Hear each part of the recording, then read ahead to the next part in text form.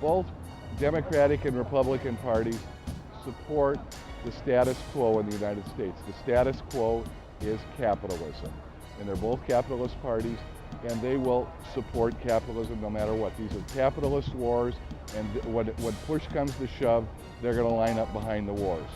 So that's where we are. Obama was not an agent of change. He was a very skillful politician. He's a very intelligent person, but he's not an agent of change. We need to go outside the political parties to get change. Voting, once every 4 years is not enough. And I think sometimes we think, well, I voted. That's not enough. That takes about 5 minutes out of our, every 4 years. And so that really is not enough. Are you going to wait for, some beat-off that you vote for to, put food on your table? Or are you just going to take it because you're hungry? I mean, it's as simple as that. Obviously, we saw, as with the election of Obama, that going to vote isn't the answer, but that we have to be exercising that right to protest, that right to dissent. The force that's going to stop the war is a mass movement of the people. The force that's going to get jobs and healthcare and education, stop the budget cuts, that's going to be the people. The Democrats, and we know living in Chicago, the Democrats are doing it, right? The Democrats are doing it in the White House. Our objective is really to build a movement that's independent of politics as usual. I would just say capitalism hasn't worked except for the few. But for the great majority of people, it doesn't work. And we know it doesn't work. But how do we join together to imagine something different? We say no to the war. We say no to the kind of violence that our economic system puts on other people as well as our own people. Our newspapers are telling the story of what the State Department wants them to tell and what their advertisers want them to tell. So we don't get the kind of information that helps people to understand what terrible stripes we're in.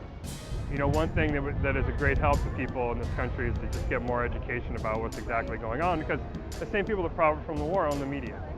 The corporate media just, gives you a snippet of last night's large march. And if it wasn't for Indymedia, if it wasn't for the independent media, nobody would know a lot of what we do know. There needs to be people out in the streets. There needs to be mass visibility of people's anger and outrage. You have to take a stand. I mean, pacifism has some pretty violent consequences, if you don't take a stand and fight for what you believe in. And, unfortunately, that's how it's got to be sometimes. Violent or nonviolent? Where would you be on the continuum? Then we say, is it effective or non-effective? So there can be some violent actions that are pretty effective, and we just have to own up to it. They might be. And vice versa, there can be some nonviolent actions that are very effective. If you're going to get something done, do it, and that's direct action. It's not, chaining yourself to something, getting arrested. It's going out there and bashing the fash. So, taking what's ours. So, no one's going to give it to us, Freedoms aren't given, they're taken. I think we have to step away from the corporate shopping disease that I think we have here in this country. We have to change our foreign policy. No matter how many scanners they put at an airport to look at our naked bodies, that's not going to make us safe, but changing our foreign policy will. The only action is direct action, that's it.